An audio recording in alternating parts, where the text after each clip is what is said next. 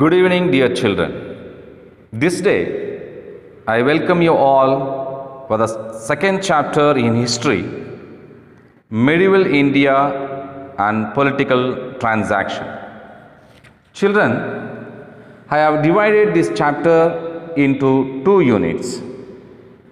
Today, in the first unit, you are going to learn about the Rajput dynasties and their contribution towards literature, art and architecture.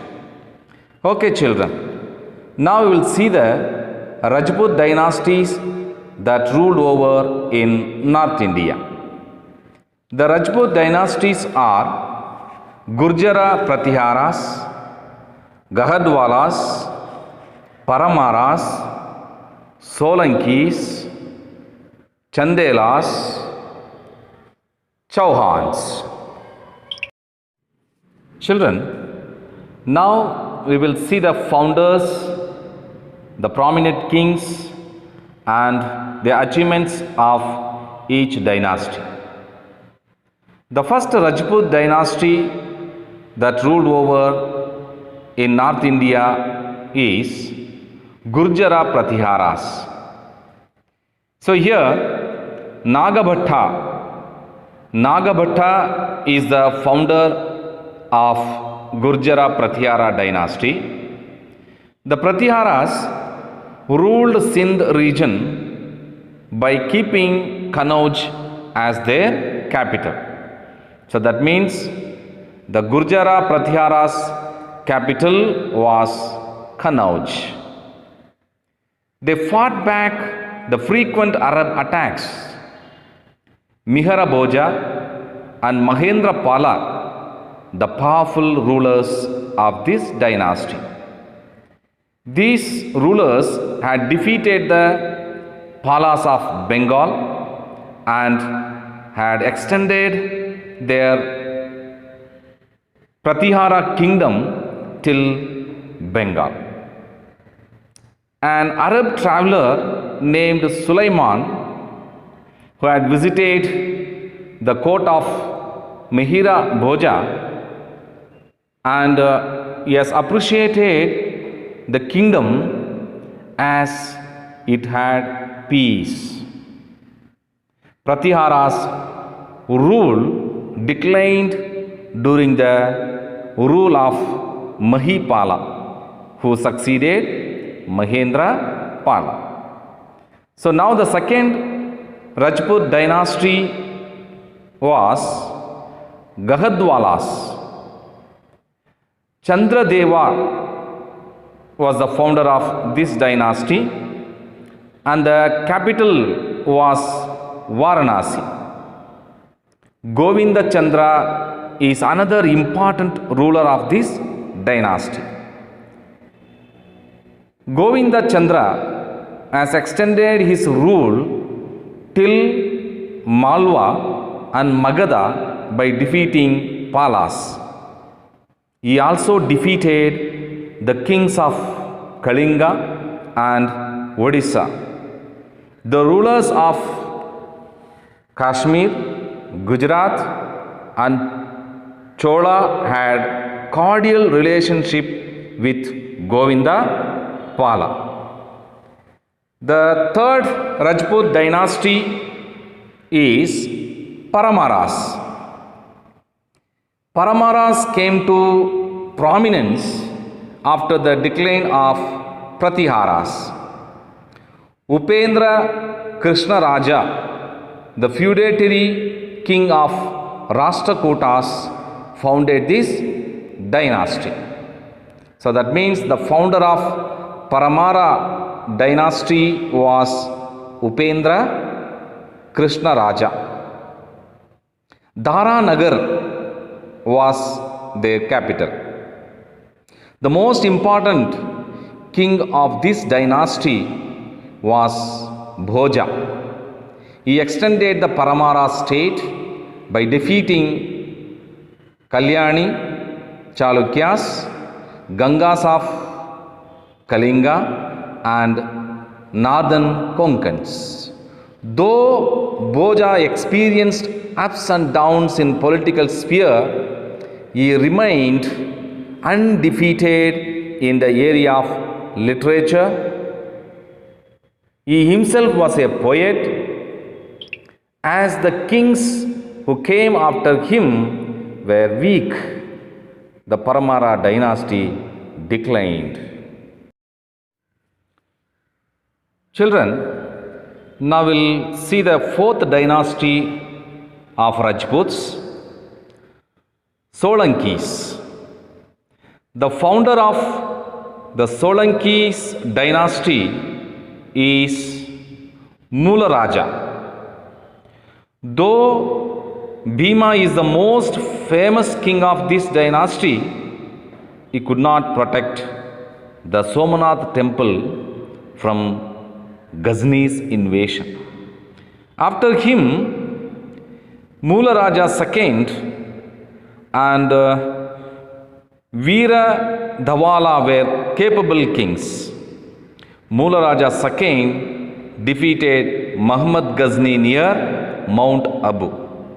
During the rule of this dynasty, the famous Jain scholar Hemachandra compiled a Prakrit dictionary called Deshi Mala.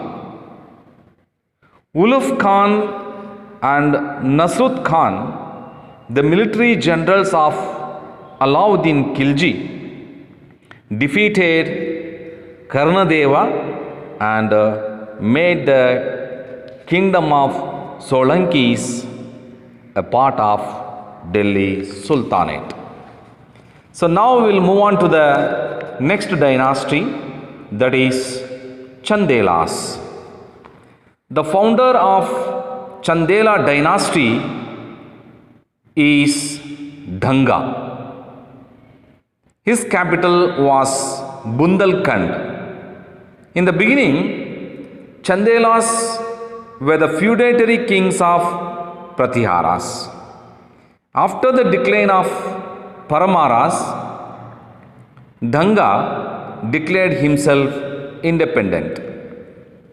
He took hold of the eastern part of Paramara's kingdom and extended his kingdom by defeating Pala and Adras. Dhanga, who had the title Maharajadi Raja, that means King of Kings, extended military assistance to Hindu Shahi king Jayapala to fight back attacking Turks. Finally, due to the infighting and lack of unity among Rajputs, Khilji sultans conquered this kingdom. Now we will move on to the last Rajput dynasty, and that is Chauhans. The Chauhan dynasty is the most prominent among the Rajput dynasties. The root of this dynasty is visible during the 7th century. The dynasty started its rule in the Ajmer region of Rajasthan. The rulers of this dynasty, Ajaya Raja, Vigraha Raja IV, and Prithvi Raja III made Chauhans the prominent rulers of the Western India during 12th century. Prithviraj Chauhan, known for his bravery, he defeated the Chandelas of Bundelkhand, gaining Maheba and Kalinjar. Prithviraj Chauhan defeated Muhammad Ghori in the first battle of Tarain. Ghori wanted to extend his Ghor kingdom towards Sindh region. Muhammad Ghori, who was severely wounded in this battle, led another attack towards Delhi in the following years. He defeated Prithviraj Chauhan in the second battle of Tarain. the very place of previous battle. Prithviraj is an embodiment of Rajput valor and bravery. Children, now we'll see the contributions of Rajputs. The Rajputs who ruled during the last part of ancient and the early part of medieval period encouraged the art, culture and religion liberally. Rajput kings themselves were scholars. Kings like Bhoja, Munja have written various literary works. King Munja had poets Padmagupta and Halayuda in his court.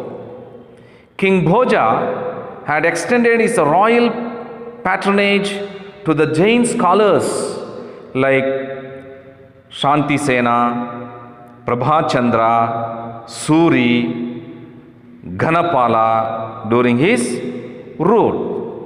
The poetic works like Jayadeva's Gita Govinda, Bharavi's Kiratarjuniya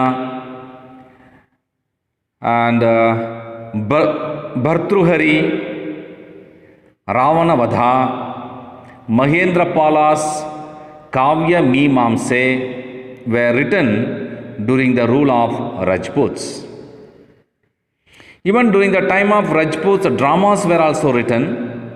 Dramas like Rajashekara's Bala Ramayana and Karpura Manjari,